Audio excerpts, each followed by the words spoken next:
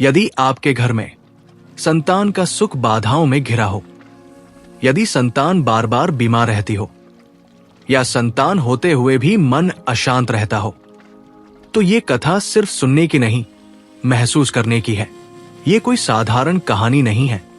ये उस मां की आस्था की कथा है जिसने टूटते हुए सब कुछ देखा, लेकिन विश्वास नहीं छोड़ा। कहते हैं, जब इंसान के सारे रास्ते बंद हो जाते हैं, जब अपने ही पराये हो जाते हैं, तब विघ्नहर्ता स्वयं आगे बढ़कर रास्ता बनाते हैं। आज की ये पावन कथा आपको ये सिखाएगी कि संतान का संकट केवल परीक्षा होता है, अंत नहीं। इसलिए इस कथा को आधे मन से नहीं, पूरे विश्वास और धैर्य के साथ अंत तक सुनिए, क्योंकि संभव है यही कथा आपके जीवन के सबसे बड़े संकट का उत्तर बन जाए। जय विघ्नहर्ता, जय गजानन। बहुत समय पहले की बात है। एक ऐसा राज्य था जहां धन की कोई कमी नहीं थी, महलों में वैभव था और सिंहासन पर बैठा राजा अपने आप को सबसे शक्तिशाली समझता था। लेकिन उस राज्य में एक ऐसी सच्चाई भी थी जो सोने के महलों की दीवारों के पीछे धीरे धीरे जहर बनकर फैल रही थी। उस राज्य का राजा था सुभाष देव। उसके पास सत्ता थी, सेना थी, खजाना था, लेकिन संतोष नहीं था। राजा का एक छोटा भाई भी था, सीधा, शांत और सरल स्वभाव का। उसका जीवन दिखावे से दूर और मन ईश्वर में लीन रहता था। बचपन में दोनों भाइयों के बीच अटूट प्रेम था।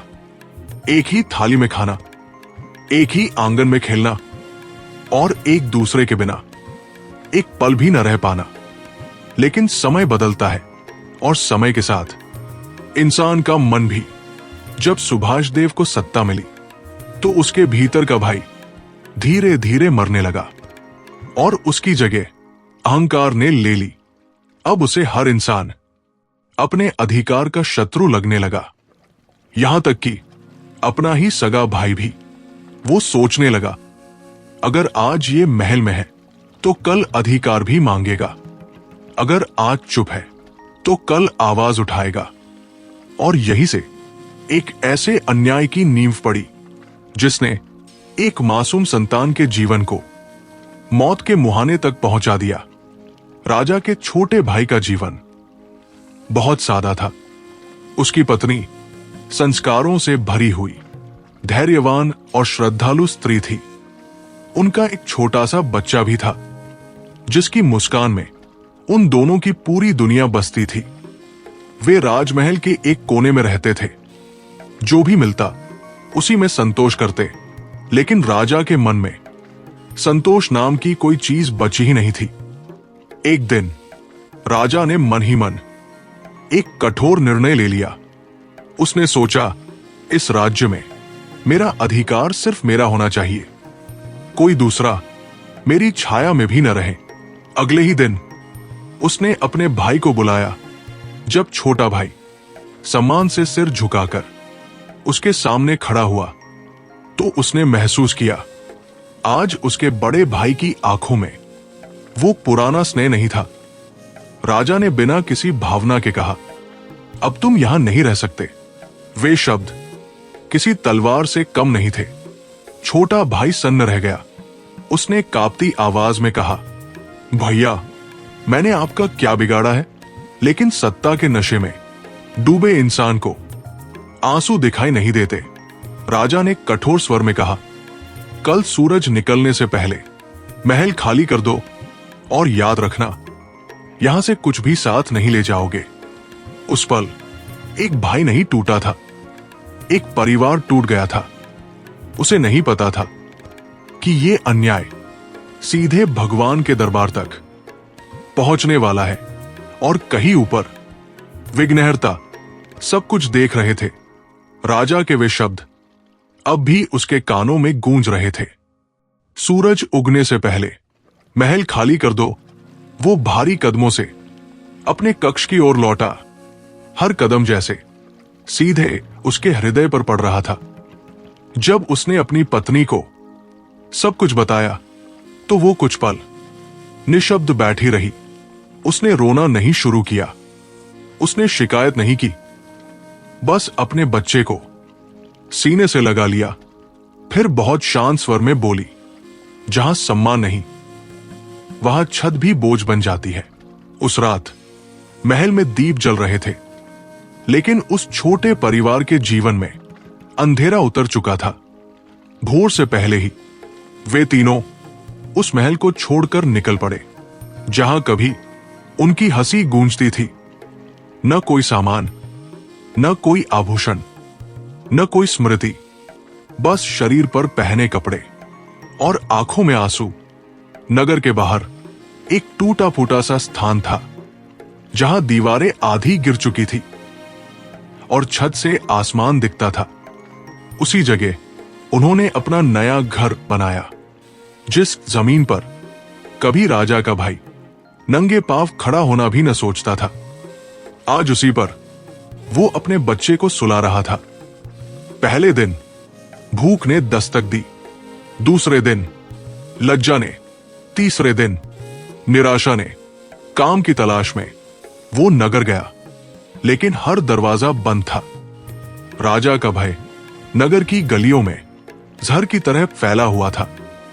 कोई उसे काम देता तो सत्ता का कोप झेलना पड़ता। दिन बीतते गए, घर में अन्न समाप्त हो गया, और फिर वो दिन आया जब बच्चे की रोने की आवाज कमजोर पड़ने लगी। एक पिता के लिए यह सबसे बड़ा दंड होता है, अपने बच्चे को भूख से तड़पते देखना। उसने सिर झुका लिया, वो टूट चुका था।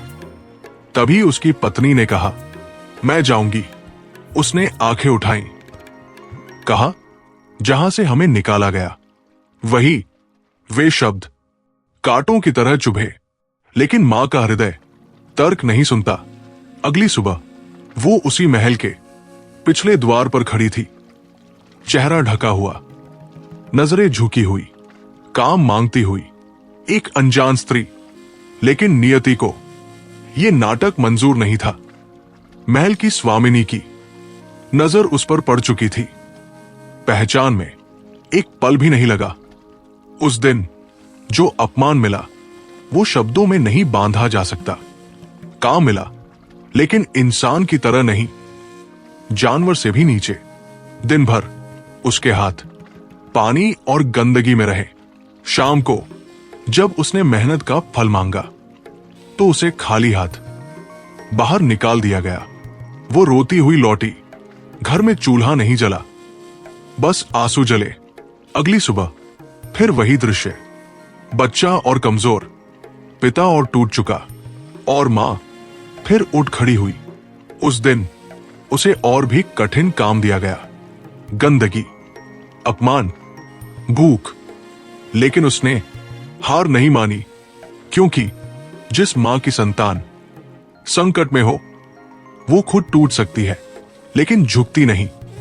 उस रात जब वो घर लौटी तो बच्चा होश में नहीं था। उस पल उस स्त्री ने आसमान की ओर देखा। आंसू गिरे, लेकिन आवाज नहीं निकली। और तभी भाग्य ने एक दरवाजा खोला। नगर की स्त्रियां एक व्रत की बात कर रही थी। संकट हरने वाली चौथ, संतान की रक्षा करने वाला व्रत। उसके भीतर कुछ जाग उठा। उसी क्षण उसने मन ही मन संकल्प लिया, अगर मेरे पास कुछ भी न रहा तो भी मेरा विश्वास रहेगा। और यही से कथा ने एक नया मोड़ लिया। उस रात झोपड़ी में सन्नाटा था। दिया बुझ चुका था, चूल्हा ठंडा था, और बीच में एक नन्हा सा शरीर मां की गोद में पड़ा था। सांस चल रही थी, लेकिन बहुत धीमी। मां ने अपने बच्चे के माथे पर हाथ रखा। बुखार तेज था। उसने पति की ओर देखा। वो कुछ बोल नहीं पाया, बस आंखें झुका ली। वो स्त्री धीरे से उठी, झोपड़ी से बाहर आई और खुले आसमान की ओर देखा। तारे थे, लेकिन आज वे बहुत दूर लग रहे थे। उसने पहली बार दिल से पूछा, क्या सच में दुख का कोई अंत होता है? उसी क्षण दिन में सुनी बातें उसके मन में गूंजने लगी। जब सारे रास्ते बंद हो जाए, तब संकट काटने वाला व्रत भगवान को धरती पर उतार देता है। उसके भीतर एक अजीब सी दृढ़ता आ गई। वो घुटनों के बल बैठ गई और मिट्टी को छूते हुए बोली, मेरे पास धन नहीं है, भोग नहीं है, पूजा की सामग्री नहीं है, लेकिन अगर मां का आंसू और विश्वास कुछ मायने रखता है तो मैं व्रत करूंगी। उसने संकल्प लिया। भोर से पहले वो उठी। ठंड थी, शरीर कांप रहा था, लेकिन मन स्थिर था। उसने पास की नदी से जल लाया, झोपड़ी को साफ किया। जहां कभी उपेक्षा थी, वहां उसने श्रद्धा बिठा दी। मिट्टी से एक छोटा सा आकार बनाया और उसे अपने आराध्य का रूप मान लिया। न कोई मंत्र, न कोई शोर, बस 2 जुड़ी हथेलियां और बंद आंखें। पूरा दिन उसने निर्जल व्रत रखा। भूख लगी, चक्कर आए, लेकिन वो बैठी रही। हर पल बच्चे की सांसें उसके कानों में बजती रही। शाम ढली, चंद्रमा आसमान में उगा। उसने आंखें खोली और कांपती आवाज में बोली, अगर आप सच में संतान की रक्षा करते हैं तो आज मेरे विश्वास की लाज रखिए। उसी क्षण तेज हवा चली। दिया जो बुझा हुआ था अपने आप जल उठा। झोपड़ी के भीतर एक अजीब सी शांति फैल गई। बच्चे ने हलचल की। मां दौड़कर पास गई। उसने देखा, बच्चे की सांसें पहले से गहरी थी। बुखार कम होने लगा था। उसकी आंखों से आंसू बह निकले, लेकिन इस बार वे आंसू डर के नहीं थे, कृतज्ञता के थे। उधर महल में राजा बेचैन था। उसे नींद नहीं आ रही थी। मन में अजीब भय था। वो नहीं जानता था, जिसे उसने तुच्छ समझा, उसी का विश्वास अब उसके अहंकार से टकराने वाला है। उस रात झोपड़ी में एक नई शांति थी। मां की आंखें नींद से नहीं, विश्वास से भारी थी।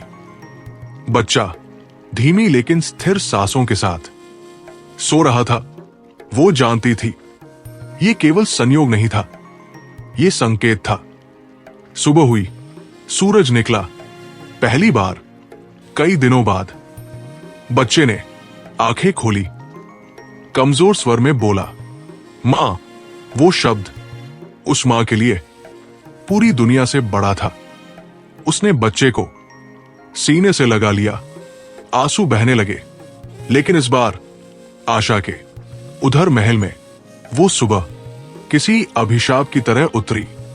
राजा सुभाषदेव अचानक तेज पीड़ा से करा उठा। सीने में जैसे किसी ने पत्थर रख दिया हो। वैद्य बुलाए गए, औषधियां दी गई, मंत्र पढ़े गए, लेकिन पीड़ा और बढ़ती गई। राजा की हालत घंटों में बिगड़ने लगी। रानी घबरा गई, मंत्री डर गए।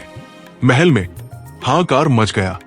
राजा को बार बार एक ही दृश्य दिखाई दे रहा था। वही स्त्री, वही आंखें, वही वाक्य। जब अहंकार पहाड़ बन जाता है तो उसे तोड़ने के लिए भगवान को पत्थर ही काफी होता है। वो चिल्ला उठा, उसे बुलाओ, उसे खोजो। सिपाही नगर में दौड़े और उधर झोपड़ी में वो स्त्री बच्चे को थोड़ा सा पानी पिला रही थी। सिपाही पहुंचे। पहली बार वे आदेश देने नहीं, गिड़गिड़ाने आए थे। महारानी, राजा बहुत बीमार है, आपको महल चलना होगा।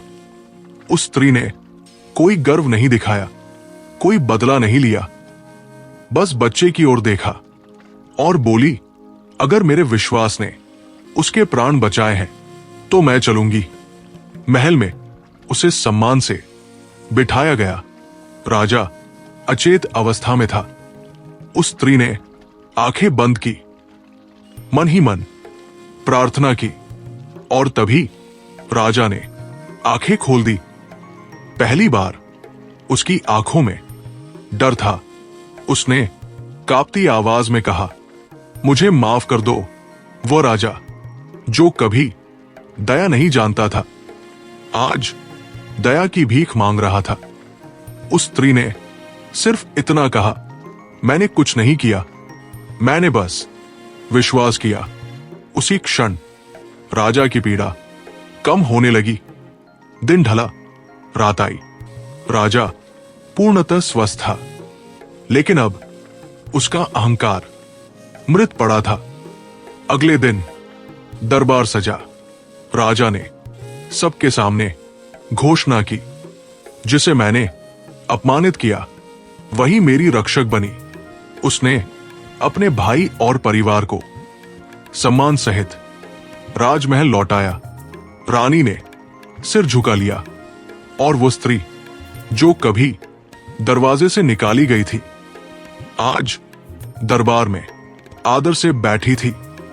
लेकिन कथा यहीं समाप्त नहीं होती, क्योंकि भगवान का न्याय सिर्फ दंड नहीं, बोध भी देता है, और ये बोध अब पूरे राज्य को मिलने वाला था। दरबार में सन्नाटा था। राजा का आदेश सबने सुन लिया था, लेकिन किसी को विश्वास नहीं हो रहा था कि वही राजा आज सिर झुकाकर अपने ही कर्मों का सामना कर रहा है।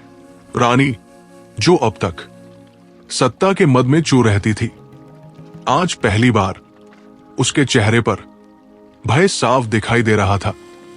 उसने आगे बढ़कर कहा, महाराज, ये सब तो परिस्थितियों का खेल था।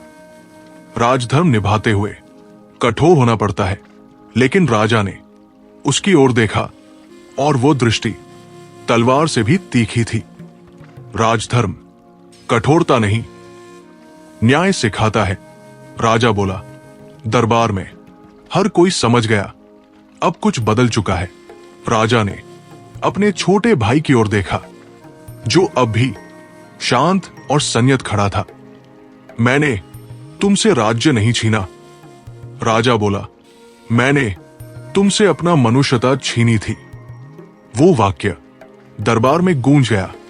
राजा ने अपने सिंहासन से उतरकर अपने भाई के चरण स्पर्श किए।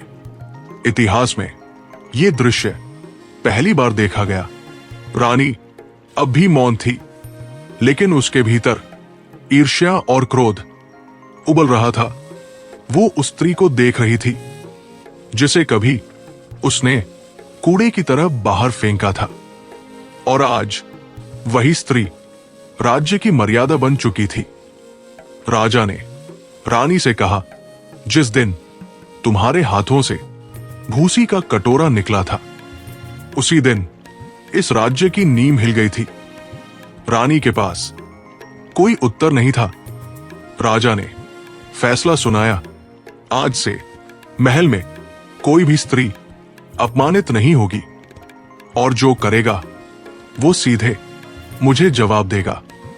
ये आदेश सिर्फ रानी के लिए नहीं था, ये पूरे राज्य के लिए था। उधर उस स्त्री ने कुछ नहीं मांगा, न धन, न पद, न अधिकार। उसने बस अपने बच्चे का हाथ थामा और कहा, मुझे सिर्फ इतना चाहिए कि मेरा बच्चा डर के बिना बड़ा हो। राजा की आंखें भर आई। उसने उसी क्षण एक और घोषणा की, इस बालक की शिक्षा, उसकी सुरक्षा और उसका भविष्य राज्य की जिम्मेदारी होगी।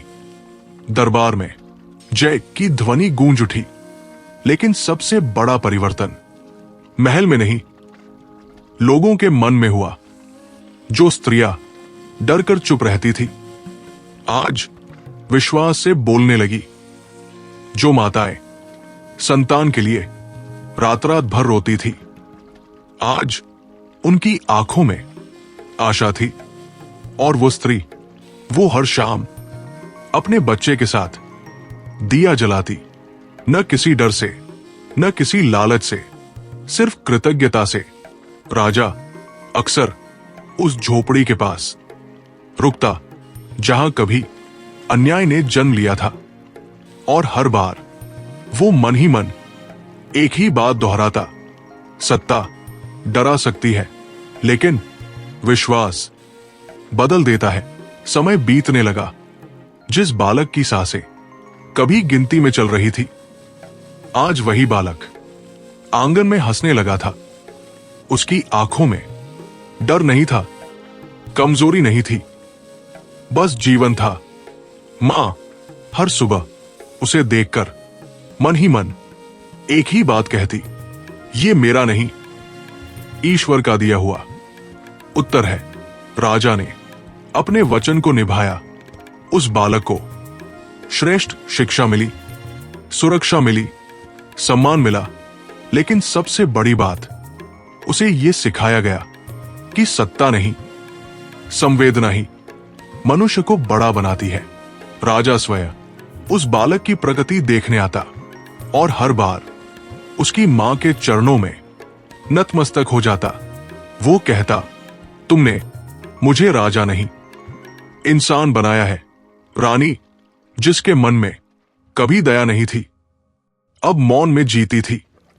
उसका अहंकार धीरे धीरे पश्चाताप में बदल गया। वो समझ चुकी थी, जिसे उसने कमजोर समझा वही ईश्वर का माध्यम थी। उस राज्य में एक नियम बन गया। सकट चौथ अब सिर्फ एक व्रत नहीं था, वो संकल्प बन गया था।